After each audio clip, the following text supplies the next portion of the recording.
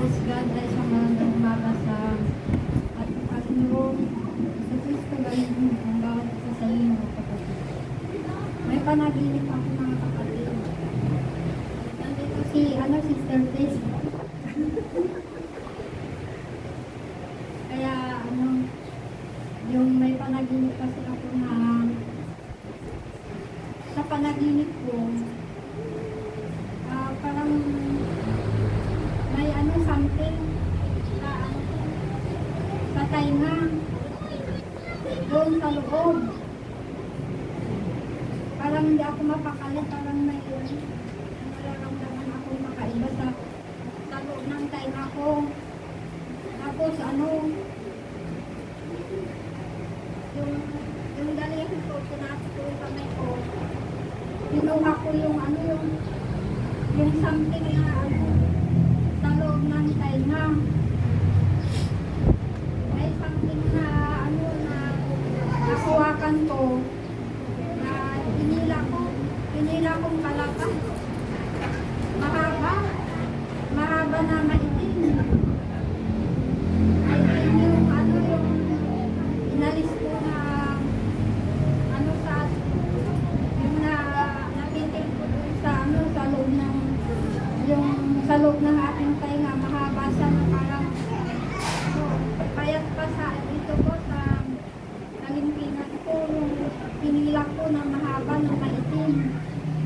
Tapos yung pinila ko yun, naputol yata. Naputol. Mayroon pa akong natitim. May something pa. Kaya kinuha ko na naman. Pinila ko palabas. Yung itim na yun.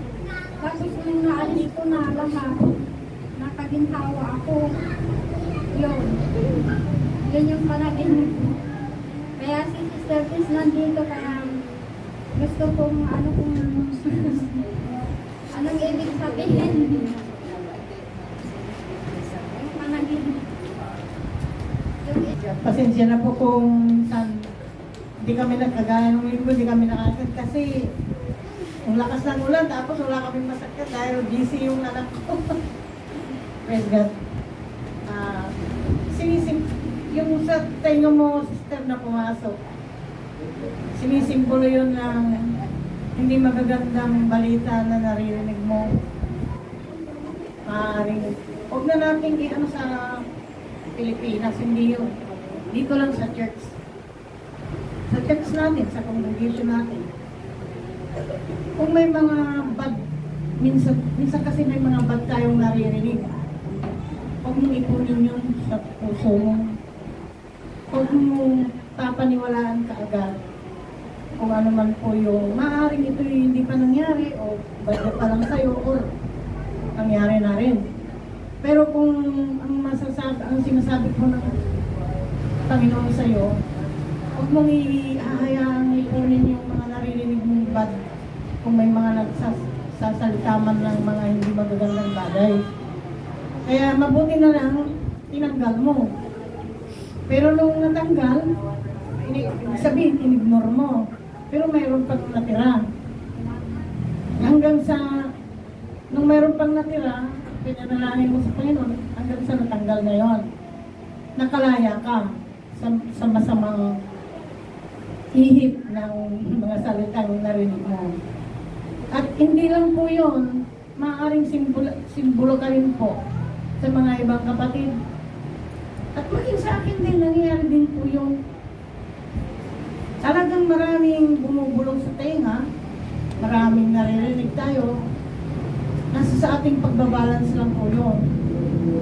Ganon. Kaya tama rin yung ginawa nyo, tinanggal nyo, ignorin na lang natin yung mga bad. Sabihin na lang natin yung mga bad. Ignorin na lang natin. Basta ang importante, naglilingkod tayo, nagsisikap tayo maglingkod, wala tayong ginagawang masama sa ibang tao.